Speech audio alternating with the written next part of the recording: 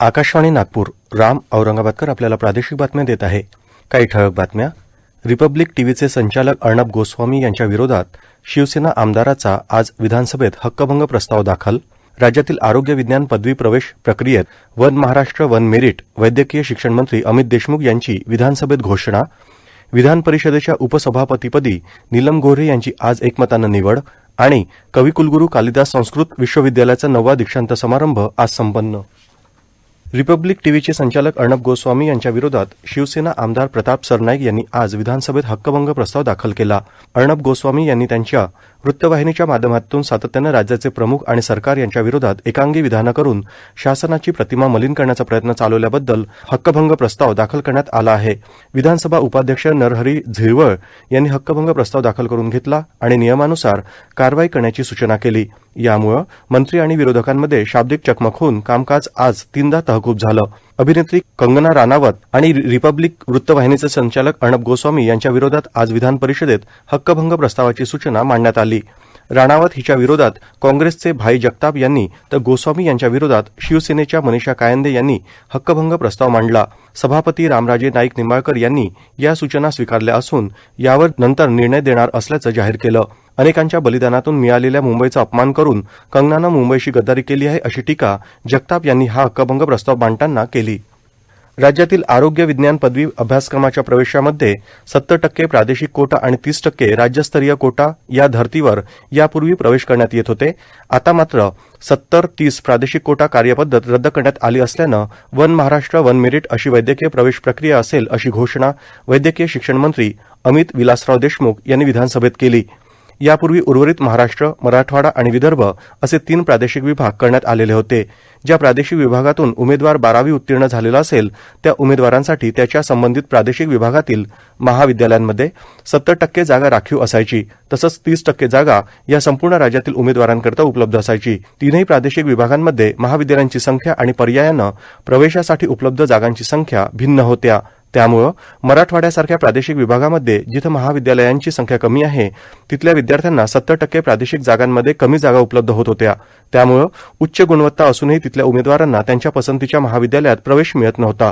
त्यामुळं 70-30 कोटा पद्धत ही गुणवत्ताधारक विद्यार्थ्यांवर अन्यायकारक असल्यानं मराठवाड्यातील पालकांकडून आणि विद्यार्थ्यांकडून तसंच लोकप्रतिनिधींकडून ही कार्यपद्धती रद्द करण्याची वारंवार मागणी होत होती.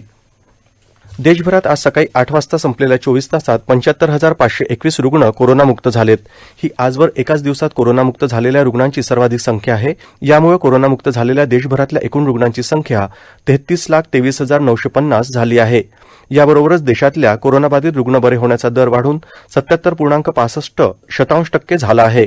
याच काळात देशभरात 75,809 कोरोनाबाधित रुग्णांची ही नोंद झाली. सध्या देशभरातल्या कोरोनाबाधितांची एकूण संख्या 42,80,423 झाली आहे. देशभरात काल 1,133 रुग्णांचा कोरोनामुळे मृत्यू झाल्यानं मृतांची एकूण संख्या 72,775 झाली आहे. सध्या देशभरात 8,83,697 कोरोनाबाधित रुग्णांवर उपचार सुरू आहेत. राज्यात काल दिवसभरात 14,922 रुग्ण कोरोनामुक्त होऊन घरी परतले. यामुळे राज्यात आतापर्यंत कोरोनामुक्त झालेल्या रुग्णांची एकूण संख्या 6,59,322 झाली आहे. याबरोबरच राज्यातल्या कोरोनाबाधित रुग्ण बरे होण्याच्या दरात पुन्हा वाढ होऊन तो 71.68% झाला आहे, अशी माहिती आरोग्यमंत्री राजेश टोपे यांनी दिली. राज्यात काल 16,429 नव्या कोरोनाबाधित रुग्णांची नोंद झाली. यामुळे राज्यातल्या कोरोनाबाधित रुग्णांची एकूण संख्या 9,23,641 झाली आहे. राज्यात काल 423 कोरोनाबाधित रुग्णांच्या मृत्यूचीही नोंद झाली. यामुळे राज्यातल्या कोरोना बळींची एकूण संख्या 27,027 झाली आहे. सध्या राज्यात एकूण 2,36,934 कोरोनाबाधित रुग्णांवर उपचार सुरू आहेत. विदर्भात कोरोनाचा संसर्ग झपाट्याने वाढतो आहे. बुलढाणा आरोग्य विभागाकडून प्राप्त माहितीनुसार मागील 24 तासात प्राप्त झालेल्या कोरोना अहवालामध्ये तब्बल 196 रुग्णांचे अहवाल पॉझिटिव्ह असल्याचं निष्पन्न झालं आहे. नागपुरात आज आतापर्यंत 112 व्यक्तींचे कोरोना चाचणी अहवाल पॉझिटिव्ह आले आहेत. त्यामुळे एकूण बाधितांचा आकडा 41,138 इतका झाला असून 28,658 रुग्णांनी आतापर्यंत कोरोनावर मात केली आहे. नागपूरचे जिल्हाधिकारी रवींद्र ठाकरे यांना कोरोना विषाणूची लागण झाली आहे. त्यांनी काल चाचणी केल्यावर अहवाल पॉझिटिव्ह आला असून त्यांना आजाराची लक्षणे अद्याप दिसून आलेली नाहीत. मानवी शरीरात कोरोना विषाणूच्या अँटीबॉडी अर्थात प्रतिपिंड आढळणं ही संबंधित व्यक्तीला कोरोना विषाणू संसर्ग होऊन गेल्याची खूण आहे. मात्र यामुळे कोरोना विषाणूच्या संसर्गापासून संरक्षण मिळेलच असा निष्कर्ष काढता येत नाही असं शास्त्रज्ञांनी म्हटलं आहे. ही प्रतिपिंड 2 प्रकारची असतात. सामान्य प्रकारची प्रतिपिंड कोरोना विषाणूच्या संसर्गाला प्रतिबंध करू शकत नाहीत, असं पुण्याच्या राष्ट्रीय विज्ञान संस्थेतल्या शास्त्रज्ञ विनीता बाळ यांनी स्पष्ट केलं आहे. या प्रादेशिक बातम्या आपण आकाशवाणीच्या नागपूर केंद्रावरून ऐकत आहात. विधान परिषदेच्या उपसभापतीपदी नीलम गोऱ्हे यांची आज एकमतानं निवड करण्यात आली. सभापती रामराजे नाईक निंबाळकर यांनी सभागृहात याबाबतची घोषणा केली. उपसभापती पदाच्या निवडणुकीसाठी महाविकास आघाडीकडून नीलम गोऱ्हे आणि भाजपकडून भाई गिरकर रिंगणात होते. कोरोनाच्या पार्श्वभूमीवर होणाऱ्या या अधिवेशनात अनेक सदस्यांना उपस्थित राहता आलं नाही. त्यामुळं निवडणूक पुढे ढकलण्याची मागणी विरोधकांनी केली होती. याच मागणीसाठी भाजपानं मुंबई उच्च न्यायालयात याचिका दाखल केली आहे. त्यावर गुरुवारी सुनावणी असल्यानं ही निवडणूक आज घेऊ नये अशी मागणी विरोधी पक्षनेते प्रवीण दरेकर यांनी निवडणूक पुकारल्यानंतर केली. मात्र उच्च न्यायालयानं आपल्याला याबद्दल काही कळवलेलं नाही. या निवडणुकीशी उच्च न्यायालयाचा संबंध नाही. जेव्हा विषय येईल तेव्हा न्यायालयात उत्तर देऊ असं सांगत सभापती निंबाळकर यांनी दरेकर यांची मागणी फेटाळून लावत निवडणुकीचा कार्यक्रम पुकारला. सत्तारूढ सदस्य जाणून बुजून चर्चा टाळत असून राज्यात पूर आला, कोकणात चक्रीवादळ आलं आणि कोविडनं लोक मरत आहेत, मात्र सरकार गंभीर नाही असा आरोप विरोधी पक्षनेते देवेंद्र फडणवीस यांनी विधानसभेत पुरवणी मागण्यांवरील चर्चेदरम्यान केला. चर्चा सुरू करायला वेळ झाल्यामुळे चर्चेची वेळ वाढवण्याची मागणीही त्यांनी केली. जुलैपासून राज्यात कोविडचे नवे हॉटस्पॉट तयार झाले असून सर्वत्र भयावह स्थिती असल्याचं सांगत सरकार आरोग्य कर्मचाऱ्यांची काळजी घेऊ शकत नाही, तर सर्वसामान्यांचं काय होईल असं ते म्हणालेत. कोविडमध्ये आपलं राज्य पहिल्या क्रमांकावर असून मुंबईतली सरकारनं जाहीर केलेली मृतांची आकडेवारी खोटी आहे असा आरोप करत मृत्यू लपवून सरकार या रोगाचा मुकाबला कसा करणार असा सवाल त्यांनी केला.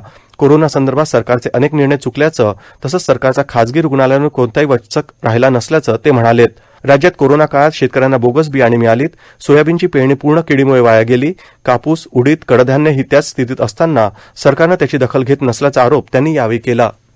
कोरोनाचा संसर्ग वाढत असून भंडारा जिल्हा टास्क फोर्सनं अधिक सतर्क आणि सज्ज राहण्याची आवश्यकता आहे.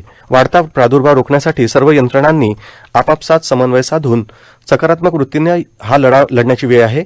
या लढ्यात डॉक्टर्स, पोलीस, प्रशासनातील अधिकारी, कर्मचारी आणि पालिका प्रशासन या फ्रंटलाईन वर्करची भूमिका अतिशय महत्वाची असून कोरोना विरुद्धच्या लढ्यात नागरिकांनी प्रशासनाला सहकार्य करावं असं आवाहन जिल्हाधिकारी संदीप कदम यांनी केलं आहे. चंद्रपूरच्या महाराष्ट्र उद्योजकता विकास केंद्रातर्फे 12वी पास आणि 18 वर्षे पूर्ण असलेल्या युवक युवतींकरिता 10 ते 22 सप्टेंबर या कालावधीमध्ये ऑनलाईन उद्योजकता विकास प्रशिक्षण कार्यक्रम आयोजित करण्यात आला आहे. सदर प्रशिक्षणात ऑनलाईन प्रवेश घेण्याकरिता इच्छुक युवक युवतींनी उद्या दिनांक 9 सप्टेंबरपर्यंत महाराष्ट्र उद्योजकता विकास केंद्र, उद्योग भवन, दुसरा माळा, रेल्वे स्टेशन रोड, चंद्रपूर इथं संपर्क साधावा असं आवाहन संबंधित विभागानं केलं आहे. वर्धा इथल्या महात्मा गांधी आंतरराष्ट्रीय हिंदी विश्वविद्यालयाचे कुलगुरू प्रोफेसर रजनीश कुमार शुक्ल यांनी उत्तर प्रदेशचे मुख्यमंत्री योगी आदित्यनाथ यांच्याशी विश्वविद्यालयातील अकादमिक कार्यक्रम, संचालित नवोन्मेषी अभ्यासक्रम आणि केंद्राच्या विकासासंदर्भात मुख्यमंत्री निवासस्थानी चर्चा केली. या चर्चेत प्रोफेसर शुक्ल यांनी वैश्विक स्तरावर हिंदीचे संवर्धन आणि प्रचार प्रसाराकरिता विश्वविद्यालयाच्या वतीनं चालविण्यात येत असलेले अभ्यासक्रम तसेच प्रयागराज आणि कोलकाता क्षेत्रीय केंद्रावरील कार्यपद्धतीची माहिती मुख्यमंत्री योगी यांना दिली. योगी आदित्यनाथ यांनी प्रोफेसर शुक्ल यांच्या नेतृत्वात विश्वविद्यालयाच्या वतीनं सुरू असलेल्या कार्यक्रमांची यावेळी प्रशंसा केली.